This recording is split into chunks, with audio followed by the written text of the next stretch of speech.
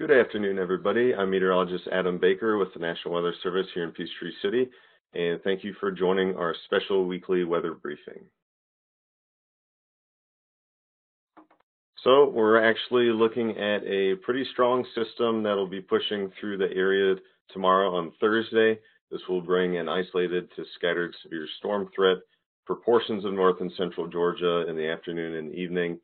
And then this is actually ahead of a frontal system that will be lingering in the eastern central parts of the area on Friday.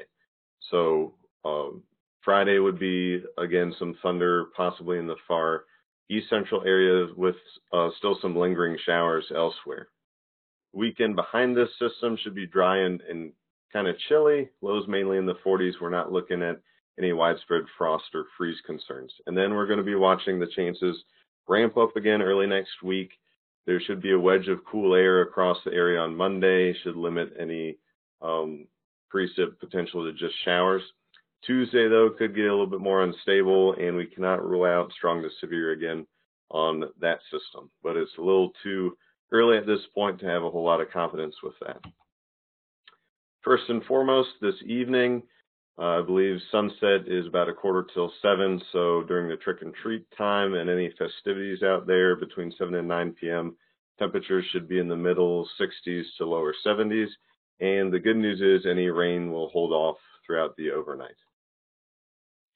Here's the updated convective outlook for Thursday. This was shifted slightly south from before, but the slight and marginal risk, as you can see, does cover parts of our area. We looked at some potential solutions with this of where the storms are going to form and push through the area. Some of the segments could start bowing out and kind of create their own environment. That's why we're showing that the threat could actually shift farther north, which could include the Atlanta metro area too. The main hazards with this would be strong damaging winds, kind of at the apex of the bowing segments, and then along the northern edge of anything that's bowing out, there could be a brief weak tornado that speeds up, so we'll be watching for that. And locally, heavy rainfall cannot be ruled out, but we think that's the least of the three threats given how fast the storms could be moving. It's been a while since we've had some of these risks, so I just want to show you what they mean. Marginal means isolated, severe, possible. Slight means scattered, so an increase in some coverage that could go a bit, the threat a bit farther north and east.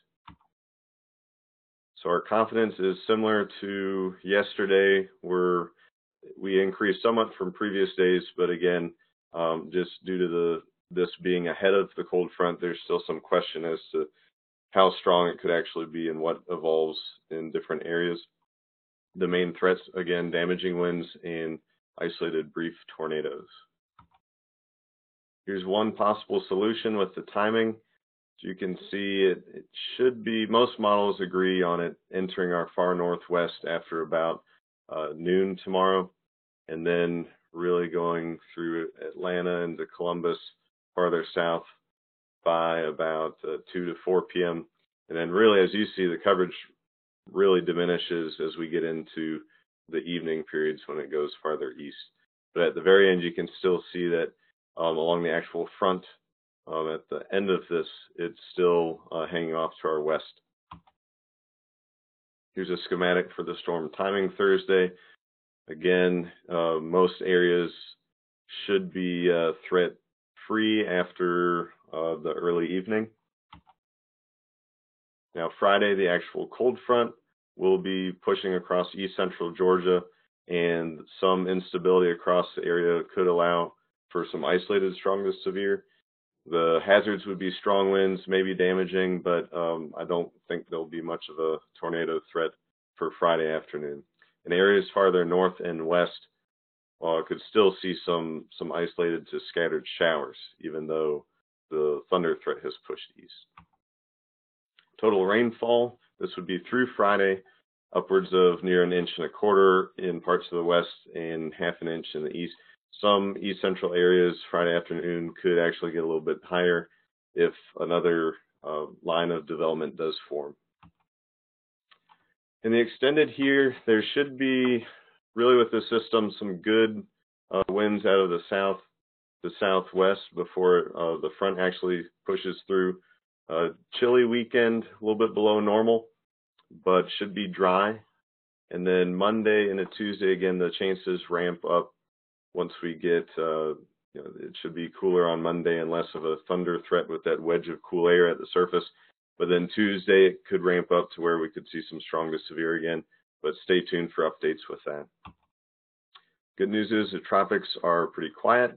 Oscar should stay a fish storm, as we call it, by staying out to sea and racing off to the northeast.